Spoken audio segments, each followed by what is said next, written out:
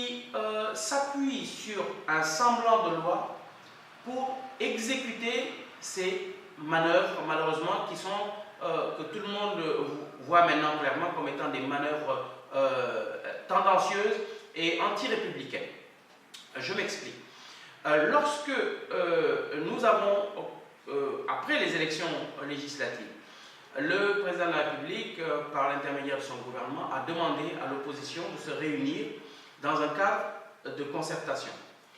Nous, le PAC, faisions partie d'un troisième bloc qu'on appelle les non-alignés. D'ailleurs, ils se retrouvaient à mon siège pour les réunions.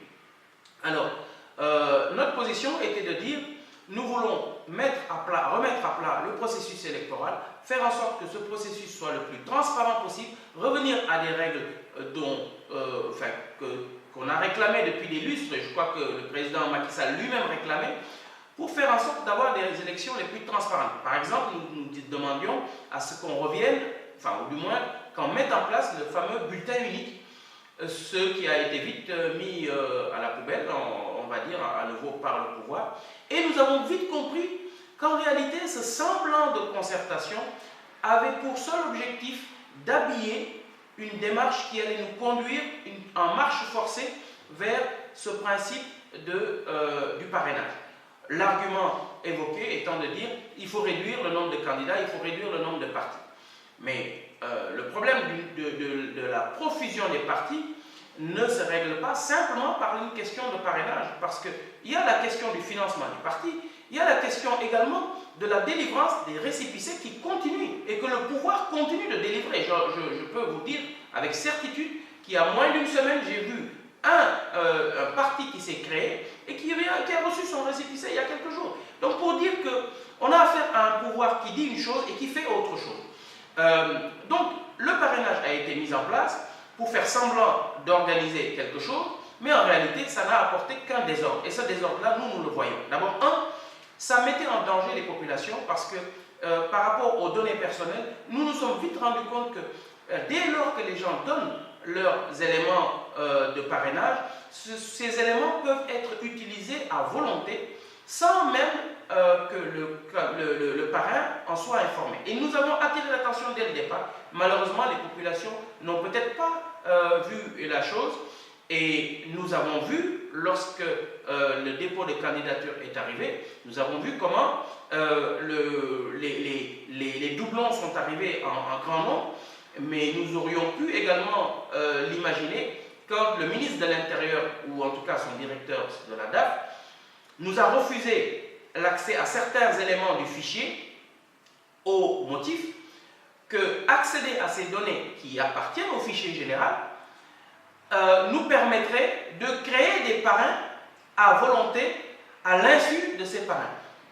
Alors que c'est quand même un fichier qui est en droit, qui doit être accessible à l'opposition. C'est l'article L48 qui le dit de manière très claire. Il ne dit pas de donner un tronçon de fichier, il dit de donner le fichier général.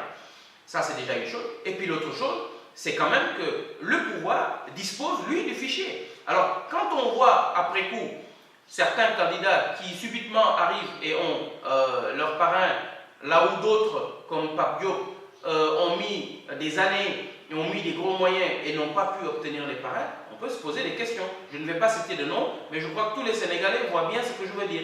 Alors, tout cela signifie quand même qu'il y a des manipulations qui doivent être certainement faites en dessous.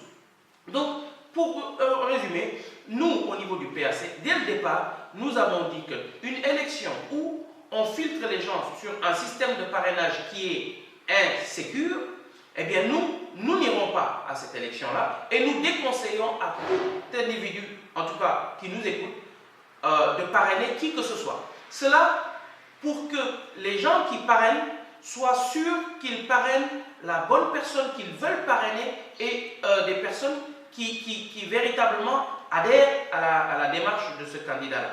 C'est ce que Ousmane Sonko a fait, c'est pour ça que les gens ont eu du mal à le bloquer, parce que les gens qui l'ont parrainé, ce sont des gens qui ont foi en lui et qui clairement, même à coup d'argent, n'iront pas donner leur parrainage ailleurs. Pour le PUR, c'est pareil. Donc, vous voyez bien qu'en réalité, tous les autres candidats ont soit joué sur des choses, en tout cas, qui ne sont peut-être pas avouables, ou alors probablement ont joué aussi partiellement sur des questions d'argent et tout ça. Peut-être que le candidat Idrissa Seck, lui, a pu avoir également, probablement a pu avoir ses parrains de manière normale, parce que quand même, il faut dire qu'il a un grand parti. Mais pour le reste, vous êtes obligé, malheureusement, d'entrer dans un système où vous êtes obligé de payer. Et beaucoup ont reconnu avoir dû payer. Donc nous, pour nous, c'était très clair. On n'irait pas à cette élection-là, essentiellement à cause de ce système de parrainage.